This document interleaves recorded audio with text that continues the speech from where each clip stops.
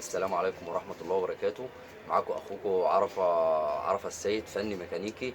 النهاردة هنتكلم بإذن الله عن سلكتورة الغيارات وإيه المشاكل اللي بتحصل فيها.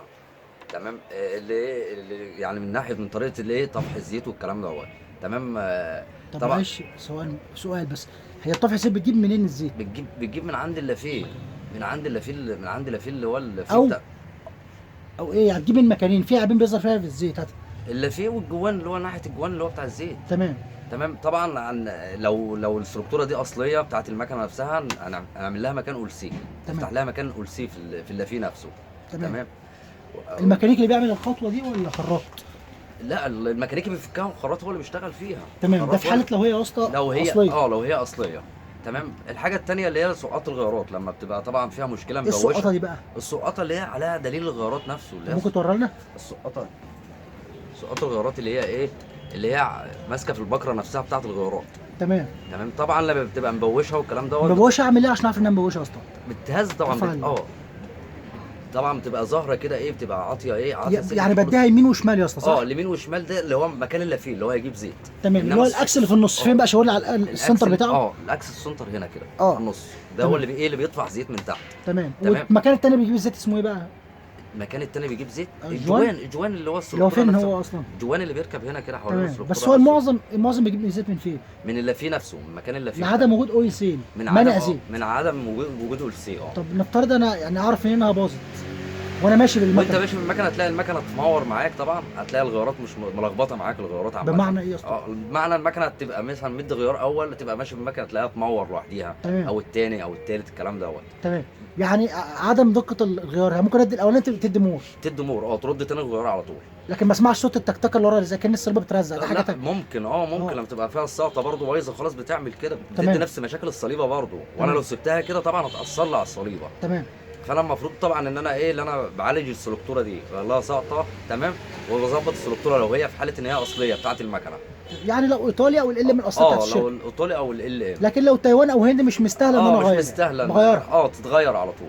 طيب لو دي باظت هتاثر على ايه في الموتور؟ بتاثر على صليبه الغيارات، والصليبه طبعا بتاثر لما بتتعب الصليبه، يعني الصليبه بتبوظ اكتر، بتاثر على التروس نفسها. يعني هي هتاكل مكان اللي هو المكان اللي بنجلخه ده اصلا؟ المكان نفسه اللي هو اللي بتعشق فيه الصليبه بالظبط. تمام. يعني ده يعني معنى كده الاهمال في تغيير السلكتوره بيأثر على حاجات على الصليبه، والصليبه تاثر على التروس بعديها. يعني ممكن ابوظ طقم تروس بسبب اهمال السلكتوره. بسبب السلكتوره نفسها بتبوظ لي بتبوظ الصليبه والتروس كمان. تمام. طب الغيارات هنا فين يا اسطى؟ يعني الاولاني فين والثاني فين والرابع فين؟ هي طبعا السلكتوره كده منوره. تمام. كده منوره السلكتوره. تمام. طبعا الاول اللي هو اللي بره. تمام.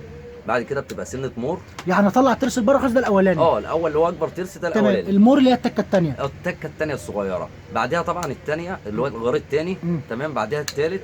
بعدها الرابع اللي هو الاخير. طب ليه دايما يقول لك لما اجي احل غيار السلكتوره لازم اجيب على الغيار الكام؟ لازم. لا هو الرابع طبعا، الرابع عشان انا بعشقها في الدليل نفسه اللي هي بتاع الغيارات. الرابع اللي هو اخر حاجه. ده الرابع. الرابع طبعا. تمام. عشان لازم فينا طبعا مسمار اللي هو الدليل نفسه بيعشق. اسمها دليل. دليل الغيارات بيعشق طبعا في اللسان اللي هو بتاع السلكتوره. يعني لو اي حاجه غير الرابع ما ينفعش اطلع السلكتوره؟ صعب. ما هو ممكن اكسر اللسان نفسه كده، اتعافى عليها، ممكن اكسر اللسان نفسه. يعني احنا بنحاول نريح الدنيا. بتريح الدنيا على الرابع، وطبعا بتشد الدليل اللي بره بتطلع معاك السلكتوره، وفي تركيبها كذلك الامر. تمام. دي بيبقى موضوع التشحيم هل بيبقى مهم ولا مش مؤثر قوي؟ يعني مش مؤثر قوي يعني، بس يعني لو حبه شحم كده برضو بينعم. اصل انا بشوف ناس ماشيه اصلا من غير غطا سلكتوره اصلا والدنيا ماشيه زي لا طبعا بتاثر على السقاطه نفسها، على البكره ان دي نظام بليه شغاله. الاحتكاك. الاحتكاك عامه لما تبقى فيها سنه شحم بتمنع طبعا. لكن ملوش علاقه بصوت الغيار. لا ملوش. يعني هي عشان ازود العمر الافتراضي بتاعت السلكتور بوكس ده او السلكتوره ازودها شحم. حبه شحم كده. طيب من جوه لازم فيها شحم من جوه ولا ده مكان زيت؟ مكان زيت بس، ده عايشه في مكان زيت. تمام. فممكن تقول لي طب مكان الزيت بيطفح منين؟ مكان الزيت بيطفح من هنا على بيطلع من ايه؟ من المكان اللي فيه نفسه. تمام. مكان الزيت بيطلع من هنا، من تحت من تحت اللي فيه المكان ده الاكس. مكان الاكس. ممكن تقول لنا من جوه؟ الاكس ده هو الاكس ده. طب والخرم ده الموجود ده بنز ده ولا ايه؟ خرم. ده بنز اللي هو ماسك الاكس نفسه.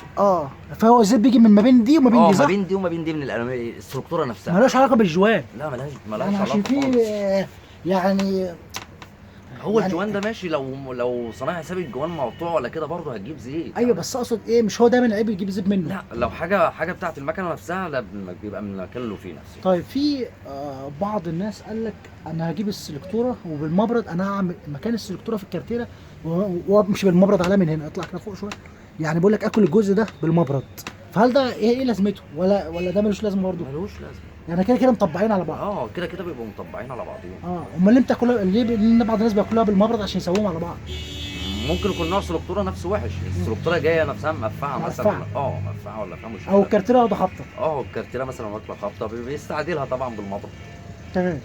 طيب بالنسبه لموضوع سلوك الفتيس، في واحد يقول لك يعني انا بحب اشد سلك الفتيس من الشداد، والتاني يقول لك اشده من الايه، من اللاكور اللي هنا. ايه الفرق بين ده وده؟